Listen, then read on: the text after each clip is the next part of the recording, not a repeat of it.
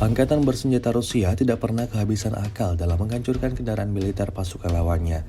Terbaru beredar sebuah video di media sosial Telegram pada Rabu 11 Desember 2024. Dalam rekaman tersebut, militer Rusia menunjukkan aksinya dalam meledakkan kendaraan militer pamungkas milik Angkatan bersenjata Ukraina. Kontrol objektif dengan Mavich menghancurkan tank M1 Abrams dari Brigade Infanteri Mekanis ke-47 Magura, Angkatan bersenjata Ukraina, oleh awak resimen serangan lintas udara ke-56 Rusia. Alih-alih meleset, serangan justru tepat mengenai sasaran dan meledakkan semua yang ditargetkan. Insiden ini jelas menambah daftar kerugian panjang yang didapatkan Angkatan bersenjata Ukraina.